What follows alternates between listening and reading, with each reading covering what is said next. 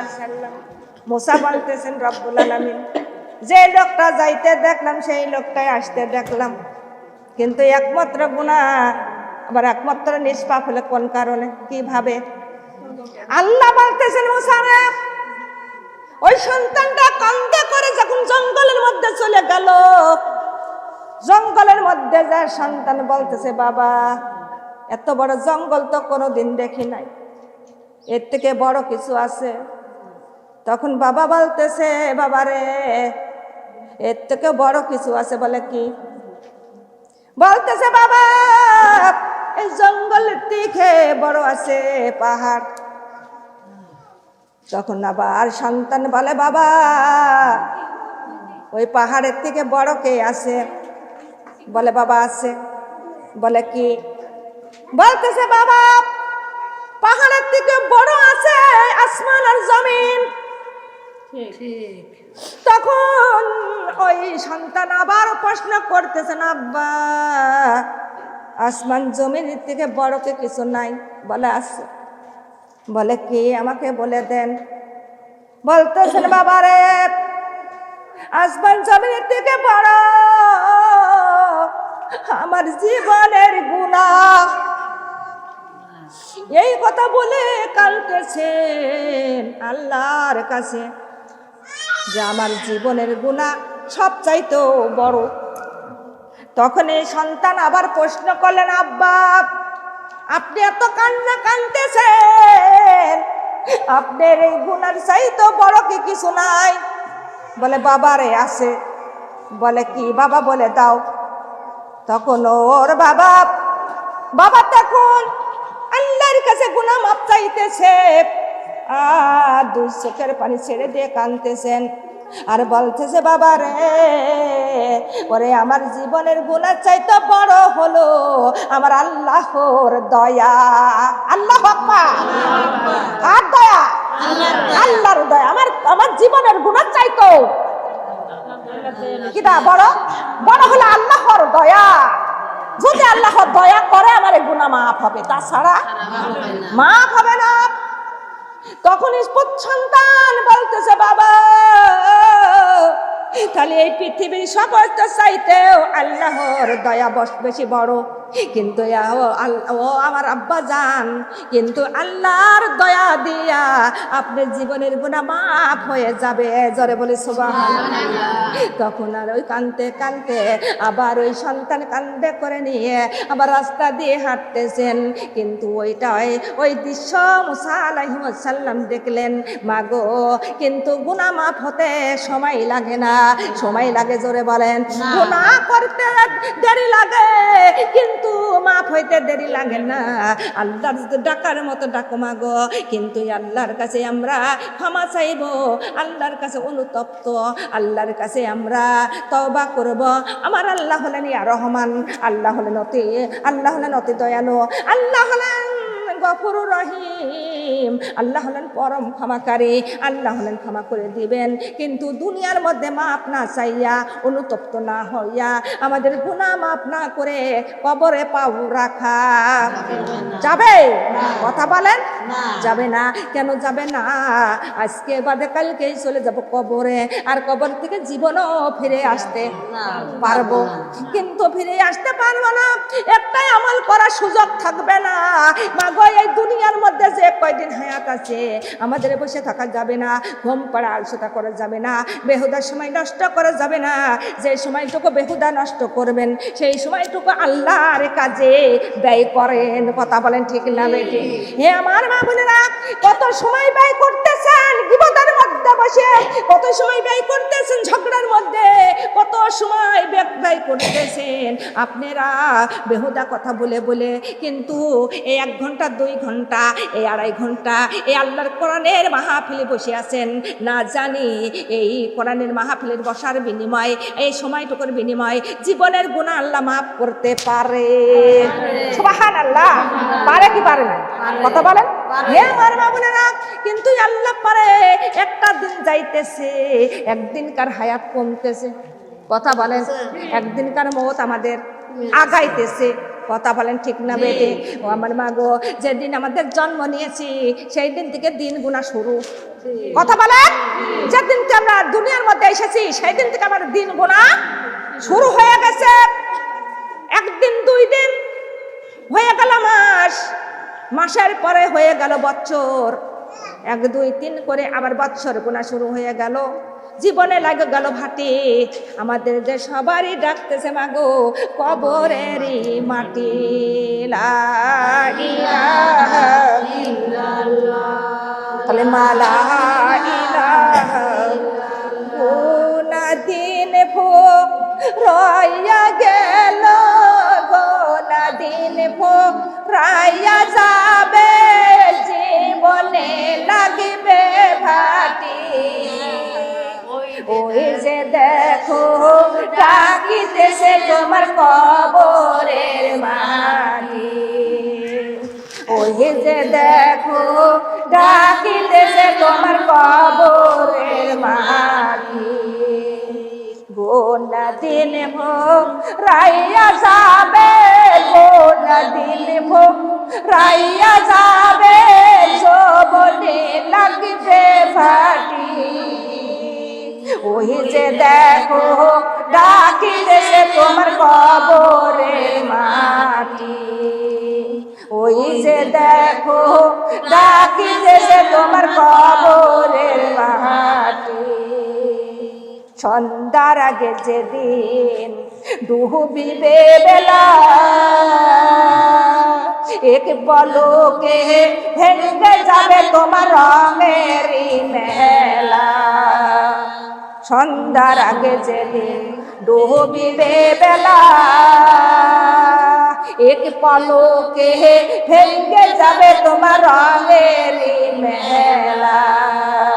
কার দিবা তুমি জোরে থামো, কার দিবা তুমি জোরে থামো, কার মাথায় খাংবা লাঠি। ওই যে দেখো ডাকিতেছে তোমার কবরের মাটি, ওই যে দেখো ডাকিতেছে তোমার কবরের মাটি। গোনা দিন ভো রাইয়া যাবে, গোনা দিন ভো রাইয়া যাবে, যৌবনে লাগবে ভাটি। ওই যে দেখো ডাকিতেছে তোমার কবরের মাটি, ওই যে দেখো ডাকিতেছে তোমার কবরের মাটি। খবর পেয়ে আসবে আত্মীয় স্বজন, চারিপাশে বসে তারা করিবে কান্দন। খবর পেয়ে আসবে আত্মীয় স্বজন, চারিপাশে বসে তারা করিবে কান্দন।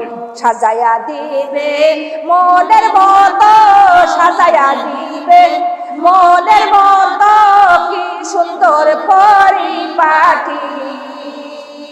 ওই যে দেখো ডাকিতেছে তোমার কবরের মাটি, ওই যে দেখো ডাকিতেছে তোমার কবরের মাটি। গোনা দিন ভো রাইয়া যাবে, গোনা দিন ভো রাইয়া যাবে, যৌবনে লাগবে ভাটি। ওই যে দেখো ডাকিতেছে তোমার কবরের মাটি, ওই যে দেখো ডাকিতেছে তোমার কবরের মাটি। আলহামদুলিল্লাহ, আমাদের দিনটা ফুরাইয়া যাচ্ছে, জবানে লেগে গেল ভাটি। কবরের মাটি আমাদের সর্বদা ডাকতেছে কবরের মাটি। কথা বলেন, আজকেও চলে যেতে হতে পারে কবরে, এমনকি নিশেরাতেও ডাক দিতে পারে আল্লাহ। আমাদের তখনই চলে যেতে হবে, হবে কিনা? দুনিয়ার মধ্যে দুনিয়াটা ত্যাগ করতে হবে। আমাদের সঙ্গে স্বামী সন্তান কেউ যাবে? কথা বলেন, আমাদের একাই একাই যেতে হবে অন্ধকার গহীন কবরে। জবাবটাও দিতে হবে একা একা মাগো। ওই কবরের সঙ্গে জোগাড় না করে কবরে যাওয়া যাবে কি? ওই কবরের সঙ্গে জোগাড় করতে হবে দুনিয়ার মধ্যে থেকে। ওই কবরের মধ্যে ঢুকতে হলে আমাদের নেক আমল জোগাড় করতে হবে মাগো। আমাদের বদ আমল নিয়ে কবরে যাওয়া যাবে না। বদ আমল নিয়ে যারা কবরে ঢুকবে সঙ্গে সঙ্গে কবরটা হয়ে যাবে ওই জাহান্নামের গর্ত। সঙ্গে সঙ্গে বেনামাজির জন্য কবরের মধ্যে দাও দাও করে আগুন জ্বলতে থাকবে। বেনামাজির জন্য একটা না দুইটা না 99টা সাপ এসে হাজির হয়ে যাবে মাগো। ওই কবরের মধ্যে থাকতে হবে এমন ঘর, ওই ঘরের মধ্যে কোনো জানালার দরজাটা নাই, ওই ঘরের কোনো সাথী নাই বাতি নাই। কথা বলেন আছে?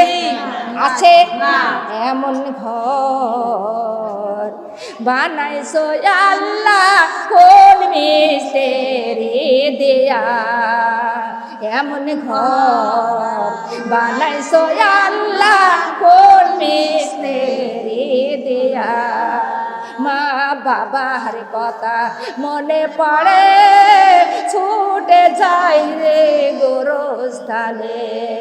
গোরস্থানে যাইয়া দেখি, গোরস্থানে যাইয়া দেখি ওই ঘরের নাই জানালা। এমন ঘর বানাইছো আল্লাহ কোন মিস্ত্রি দিয়া। এমন ঘর বানাইছো আল্লাহ কোন মিস্ত্রি দিয়া। ওই ঘরের নাই জানালা দরজা, ওই ঘরের নাই সাথী। এমন ঘর বানাইছো আল্লাহ কোন মিস্ত্রি দিয়া। এমন ঘর বানাইছো আল্লাহ কোন মিস্ত্রি দিয়া। ওই দেশের রাস্তা কেউ চেনে না, ওই বাড়ির ওই নাই রে ঠিকানা। ওই দেশের ওই পদে কেউ চেনে না, ওই বাড়ির নাই রে কোনো ঠিকানা। এমন ঘর বানাইছো আল্লাহ কোন মিস্ত্রি দিয়া। এমন ঘর বানাইছো আল্লাহ কোন মিস্ত্রি দিয়া। ওই ঘরের নাই ছাতির বাতি, ওই ঘরের নাই ঠিকানা। এমন ঘর বানাইছো আল্লাহ কোন মিস্ত্রি দিয়া। এমন ঘর বানাইছো আল্লাহ কোন মিস্ত্রি দিয়া। আলহামদুলিল্লাহ ওই ঘরের কি কোনো জানালা, কোনো দরজা? ও মা গো, যখন মা বাবার কথা অনেক মনে পড়ে যায়, ছুটে যাই রে গোরস্থানে, যাইয়া দেখি মা বাবার ঘরের একটা জানালার দরজা কিছুই নাই। মা গো এমন দেশ, ওই দেশের রাস্তা কেউ চেনে না, কোনো ড্রাইভার চেনে না, ওই দেশে কেউ যেতে পারে না। ওরে স্বামী সন্তান যদি থাকে ও আমেরিকা, যদি সন্তান থাকে কুয়েত, সিঙ্গাপুর, মাগো সেখানকার খবরও বাংলাদেশ থেকে নেওয়া যায় কিনা জোরে বলেন। আর এমন দেশ, ওই দেশে কোনো মোবাইল ফোন নাই, ওই দেশে কোনো টাওয়ার নাই, কোনো ইন্টারনেট নাই, ওই দেশে গো কোনো ওই দেশের কেউ খবর দিতে পারে না, কেউ খবর নিতেও পারে না। ও মা গো এমন দেশ, ওই অসিনপুরে আমাদের প্রত্যেকের যাওয়া লাগবে কিনা জোরে বলেন। কখন যেন আল্লাহ ডাক দেয়, ডাক দিলে অসিনপুরে চলে যেতে হবে মাগো। ও মাগো অসিনপুরের মালিক আমার রব্বুল আলামিন, ওই অসিনপুরের খবর নিতে পারে একমাত্র আমার আল্লাহ, ওই ঘরের খবর নিতে পারে একমাত্র আমার আল্লাহর। ওই অসিনপুরের ইন্টারনেট শুধু আমার আল্লাহর সঙ্গে, তার ছাড়া কারোর সঙ্গে কানেকশন আছে নাই? মাগো সেই দেশে প্রত্যেকের জল লাগবে, খালি হাতে যেও না, খালি হাতে জল চেষ্টাও করো না। ও মাগো সময়টুকু অল্প সময়টুকু ওরে আমাদের আল্লাহর কাজে, আল্লাহর ইবাদতের কাজে লাগাইয়া যাও, খারাপ কাজে লাগাইও না, বেহুদার সময় নষ্ট করো না। লা ইলাহা